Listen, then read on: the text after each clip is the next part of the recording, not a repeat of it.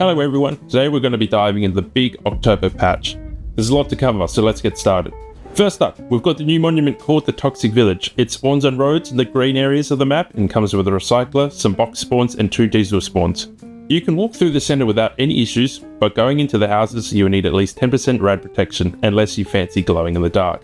This is also where you find the new radioactive water. You can use this water to poison yourself, other players' crops, or your own crops. The village can appear on ring roads or other roads if there is no ring road. Bradley's and the traveling vendor can still pass through it. By pass through, I mean just teleport when it touches it. There's even talk of radioactive objects that could emit radiation from your inventory. Next, let's talk terrain. Each map will now have 3 rivers that start small and grow as they flow towards the ocean. While sadly you still can't drive tugboats up them. However, you will get a little boost when heading downstream if there is a slope. No bridges for now, but they are planned to be in future updates. The new canyons named A, B and C are pretty much inverted mountains with nodes and tree spawns. You may get some funky prop gen spawns with them, however I think this has been patched. There are also 3 types of oases, which are freshwater lakes in the desert, and then we get the same for the forest, these lakes being different however, and they are much larger. And let's not forget the aesthetic upgrades, jumpable cliffs, weathered rock faces, and a general feeling that the landscape is more lived in and realistic. We also get the long awaited for new cliffs that are a lot easier to climb. Oh, and a quick side note. It seems some changes have been made to grass and bushes, although you guys can tell for yourselves, however they do feel a lot more open, especially in tree dense areas. Now, let's talk about rocks, because this update is all about variety. There's an entire range of new rock formations, big rocks, small rocks, flat rocks, pointy rocks, and even rocks with character like the iconic God rocks and the anvil rocks, making a long awaited comeback. You'll find 2 new types of buildable rocks, the arch rock and what I would like to call the foot rock, because well, it looks like feet.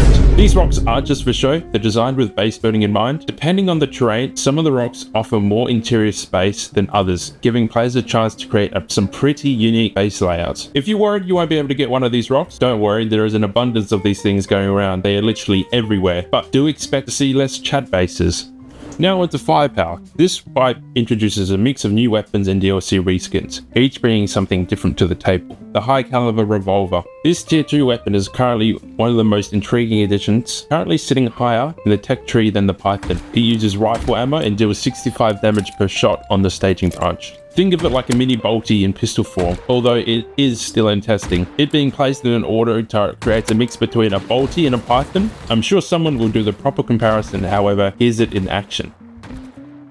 The tier 1 custom. Details are still very sparse on this one, but from what we know, it's a tier 1 weapon that could resemble something like an Uzi. With a small mag size and potential jamming issues, is likely to be a close range option, focusing more on rapid fire than heavy damage. Expect this to be a great early game weapon, with enough hit to hold ground in tight situations, but with the drawbacks you'd expect from a makeshift submachine gun. The Blunderbuster, a reskin for the double barrel shotgun, which is part of the new Frontier DLC. This one's all about style, adding a rugged old world vibe, the classic DB. It doesn't change the mechanics, but it's perfect if you want that vintage Frontier look, though I would like to say that the barrel is very long and your neighbor may see it sticking through the door. The SKS, another addition from the Frontier DLC. The SKS is a reskin for the Saab that aims to add a more military feel to the weapon. In my opinion, the gun looks too good to be a Saab, but oh well. The DLC also includes the new hazmat suit and hatchet, so you can fully gear up in the new Frontier theme. We've got a couple new masks coming for Halloween, which will be the Halloween update this coming wipe. We've got the Mummy mask and the Frankenstein mask. They have the same stats as last year's vampire mask. But wait, there's more. Say hello to the new diving vehicles, speeding along at 25 kilometers an hour, fueled up in the front and equipped with a flashlight. These handheld subs will make exploring the updated underwater sites a breeze. They control much like subs. But no more squinting for those tiny bottles. Now you spot the big obvious boys marking the good stuff below.